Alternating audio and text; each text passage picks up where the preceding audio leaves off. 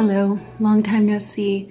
I have not been making videos and it's mostly just because my life is in shambles. Not really, but things are happening. I probably already posted a video about it, but either way, this is going to be my first reading vlog for, I don't know, a while. I'm gonna start mostly just posting reading vlogs like once a week and potentially just wrap-ups because of everything that's going on in my life. I will link in the eye if you're curious of everything that's been happening and just sort of the trajectory in which my life has turned to. So right now I'm reading 2 books.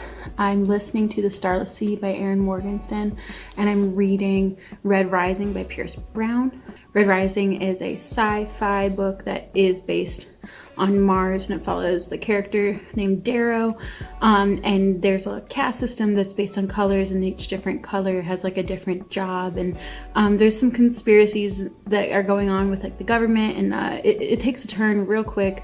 I cried within like the first 5 chapters, and I really am enjoying it. I like the writing style. I think it's going to be a 4 or 5 star read potentially if it continues on this way. There's also some sort of like Hunger Games Capital-esque vibes happening as well, which I am here for. And the Starless Sea is something that I've seen around on the internet. Sorry, this blinds are causing me to look like a tiger.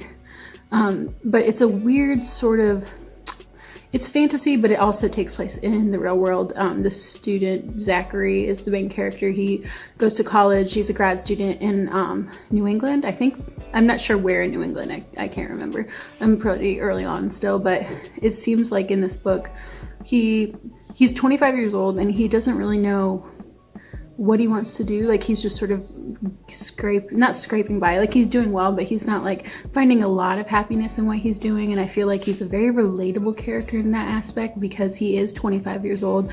He's doing what he's supposed to do, and he's just kind of like, you know, doing things to escape reality, like rereading childhood favorites and just sort of like using books and video games as escapism. And I think it's a really interesting concept so far. I guess there is this sort of whole magical maybe realm and society, like a secret literature society, and there's these doors that are like meant for you, and like you find them and you enter them. I don't know, it's kind of freaking crazy. It's really intriguing. I prefer Red Rising right now, mostly because I don't know how I feel about the writing style of Starless Sea. I don't know how I feel about it.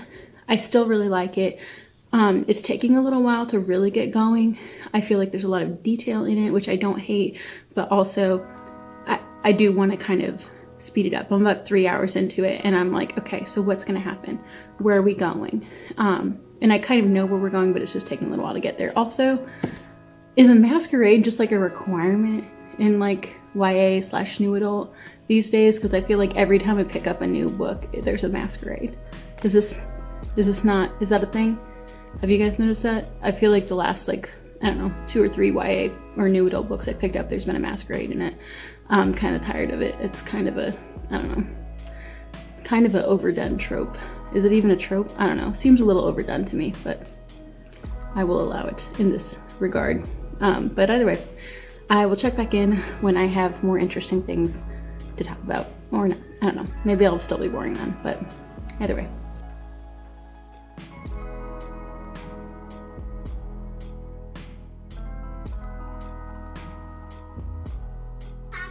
One of my friends brought me food, tacos al pastor, see that cheese, those pineapples, and also elote. Hello. Things did not go as planned today. We were supposed to be going hiking, me and my daughter, who is actually sleeping, but I got to the place where we were supposed to hike and it started raining. Also, last time I tried to hike, it went really poorly as well. I tripped and fell and it was a whole situation. So we're actually just gonna go to the bookstore instead. I haven't been, there's this cute little used bookstore that we go to pretty often, but haven't been since before quarantine. So we're gonna go and get some books, I think, and that's basically our day today.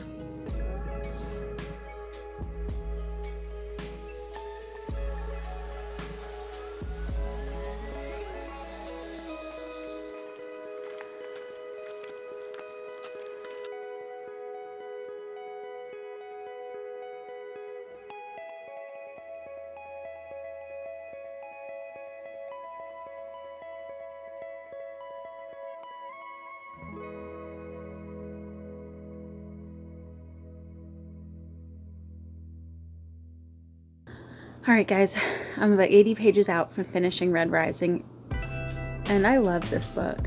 I haven't loved a book this much in a while. Not like, I mean, I have. I guess I've loved a lot of books lately, but it's really a standout for me right now. I definitely think it's going to be a 5-star read. It's very fast-paced. There's a lot of things happening, a lot of really interesting characters, but one of the things I've noticed that I think I really like about it is that it almost reminds me of the Hunger Games. I know I mentioned that it has like capital vibes in the beginning, and that kind of theme has sort of carried over. It is a dystopian, and so like in the Hunger Games, these kids that are going to the institute that are trying to win, you know, scholarships or whatever, apprenticeships for when they finish, are in these castles, and they're all like sorted into them, and they have to fight in this, you know, fake war. But because they don't really have food, they just have to fight like it's a real war. People are dying, kids are killing each other. It's very serious stuff. It's not a game to them. While they're in it, they've spent months and months like there, living together, fighting together, dying together, starving together. Like it's a huge deal. And there's proctors, which are the heads of the different houses. So like there's Proctor Apollo, Proctor, you know, I don't know, there's a bunch of other ones, whatever. And so they are watching from Mount Olympus, is what it's called, as all of this is going down, kind of like a game maker. Like they're watching these kids kill each other. They're not really intervening unless they send in like a med bot to like help the ones that are injured and stuff. But like people die. It's serious stuff, and it is so good. Like just the high stakesness of it. Darrow is like, you know, he's a red, he's infiltrating the golds, but like seeing him having to do all of this, and like the disparity within the caste systems. Like there's high reds and low reds, there's high golds and low golds. So like there's also discrimination amongst the different classes, and then obviously there's just shit going down in the government that's just, you know, not fair, and he's realizing how messed up everything is as all of this is happening. He's a little bit of a Mary Sue in that like there's reasons behind why he's good at everything physically, but he's also like super intelligent. So it's like there's a few, but I just don't care, to be honest. I would be nitpicking at this point. I've really enjoyed the writing in this. I thought it was super fun, but also like there's high stakes. You're worried that people are gonna die, and they do. And I've really loved it. I'm pretty positive this is a 5-star read. Like it's so good. I'm gonna start Golden Sun. I got it from the library already. Like, and it's also not long. It's less than 400 pages. I want to say it's 380 or something like that. So they're quick reads and they're fast paced. Just really great. I've loved it. So I highly recommend if you are considering reading it or like on the fence about it. I know I was kind of wary of it because I see it everywhere, and I had seen people comparing the Red Queen series to the Red Rising series, and let me tell you, Red Queen is literal garbage. Like this book series should never be compared, unless you're like, man, if you want to read an actually good book, read Red Rising, because there's nothing other than the color system. There's nothing similar at all about them. So just know that these are so good. All right, so let's go ahead and wrap up for this week. The only book I finished was Red Rising by Pierce Brown, and I gave it 5 stars. Are there some issues with this book? Yeah, there's a couple things that maybe are a little predictable, or maybe Darrow makes some stupid choices multiple times. It didn't bother me though. I thought overall it was a really fast-paced, enjoyable read. It gave me nostalgia for like books that I read growing up, but in a more elevated environment. There's higher stakes. There's a lot more overarching themes that I feel like are applicable to life in general, without feeling like allegory. And I just really enjoyed it. And it makes you think. It really makes you think. And I can't wait to see where this goes. The rebellion aspect of it is something that is obviously going to take place through all of the books. It's not the kind of thing that ends in one book, and I really appreciate that, because obviously change takes time, and I appreciate that these books are going to take time to create change. So there is that. I want to say I have 6 hours left of The Nightingale by Kristen Hanna. This is a World War II book that I started, and I think it's okay. I honestly am not really that into it, mostly because one of the characters, there's two sisters, Vianne and Isabel is like a French, they're both French citizens, they're not Jewish, and Isabel wants to help France and help Jewish people and fight the Nazis, and Vianne is very just like, well, I'll just, you know, comply and everything will be fine, and I just need to just be safe and careful and look out for myself. She has a Nazi living in her home, because, you know, they're being forced to like quarter and house like Nazi soldiers in their little French town, and the dynamic between her and this Nazi is fucking weird, man. Like, it almost verges on like a romantic sort of, I don't know, it's really weird. And I don't doubt that there were some people who joined like the German soldiers and didn't really understand like the full scope of what the Nazi regime was about, but at the same time I think it is really problematic to write a book in which you make a Nazi seem like a good person. I don't know, maybe that's just me, but that is my opinion about this. I'm gonna finish this book, but I definitely don't like it anywhere near as much as I like The Great Alone.